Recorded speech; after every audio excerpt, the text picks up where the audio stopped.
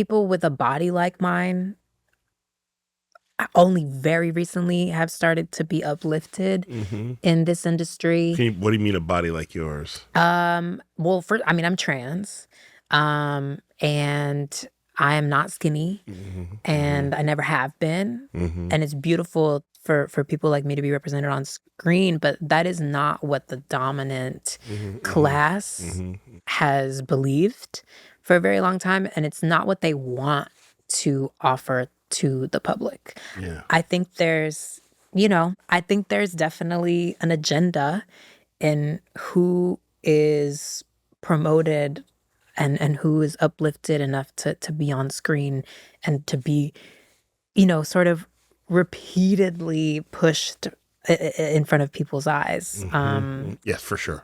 So, and that was certainly not anyone like me when I was growing up, and certainly not before I transitioned. Also, it was because I was genderqueer before I even realized that I was a woman, and so there was just no path. There was no path, and there was no examples until, I mean, here and there, like Candace Kane on Dirty Sexy Money. I remember, and I didn't even know I was trans, but I just remember being like, I mean, I just liked that character. I was like, oh, I like Carmelita. Like, you were just drawn to that her. character. Yeah. And then of course, Laverne, when she came on Orange Is the New Black and was received with awe, and it was a sensation, and rightfully so, because it was like a moment of realizing what had been kept from us. So yeah, growing up, we hadn't had that yet. Yeah. I mean, it's interesting you say, because I talked to Laverne Cox on my first TV show I had called Totally Biased, and I interviewed Laverne on my show. And at the time, it was like, it's sort of interesting that I feel like a lot of people can see me grow up in real time just over the TV I've been in, because at the time, I'd certainly met trans people before, but I hadn't had a conversation like that before. And looking back on who I was back then, that guy was afraid. Like, that guy didn't want. I mean, I'm still paralyzed with fear today, but I'm just older now, so I can deal with it better. But like, just sort of not knowing what to say or what not to say, and it was a great conversation. And Laverne has said that it really meant a lot to her at the time. But also, I was surrounded by, like, it was I felt like I had to carry a lot of weight, that there was nobody around me who could help me through the conversation or help me sort of, and there are people, it's just, but I feel like that conversation was my first sort of like beginning of like publicly talking to a trans person and talking about the issues. And at the time when Laverne, and I would love you to talk about this, feeling like, oh, this seems like this is about to change for the better. Oh yeah. You're a little like, like, oh, this is really going in a good direction, and so maybe you don't need to respond. Maybe that whoo was enough, but like, oh, this is, and soon, and this was like, I mean, we're talking about, I talked to Laverne, that's probably 2012, 2013, so somewhere 2000, sometime around then. And to think that, like, oh, it's going in a good direction and things are about to open up and trans people are be able to live their lives out in public and not have any, of course there's always fear, but be less fearful. That was probably how it felt up until then, 2016 comes. And then, can you talk about that? Was there a point at which you thought maybe that, oh, this is actually going to be, I don't want to put words in your mouth, okay, or this is going to be not as scary as I thought it was going to be? And did that, or am I, again, being naive about that moment?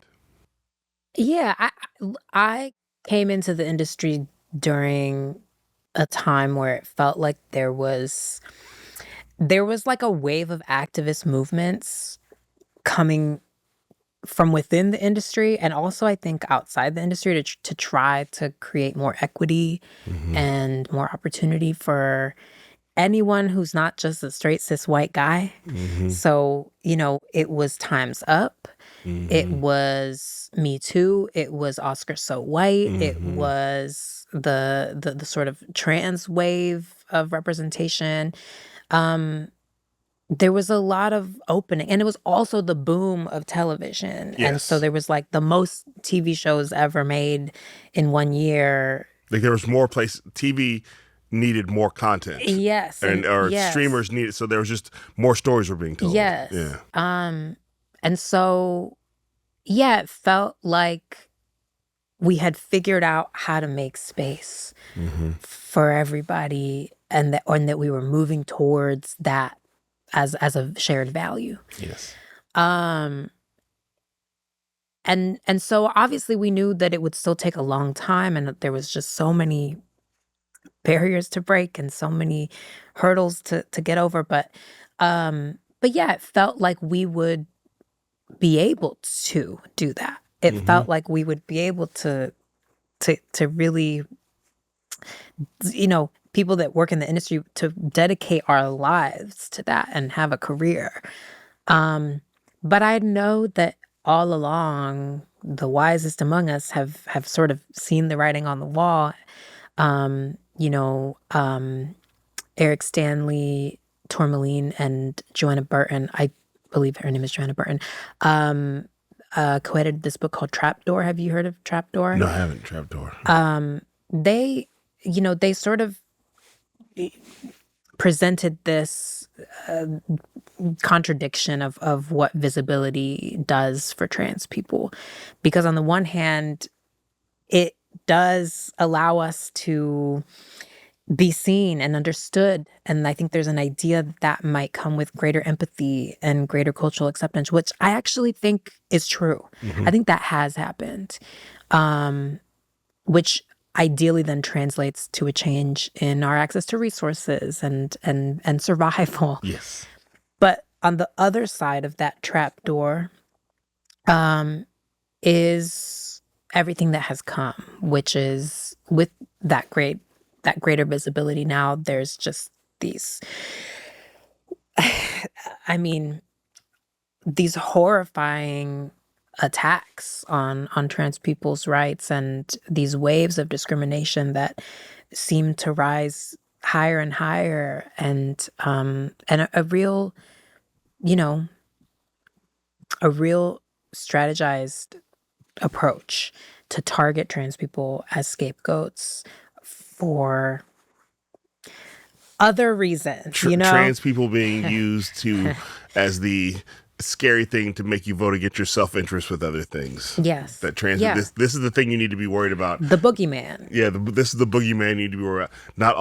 Not the fact that we're destroying the middle class and the working class, and not the fact that we're kidnapping people and killing people on American streets, and by way I mean the government, not Yeah. Don't be worried about that. Don't be worried about that.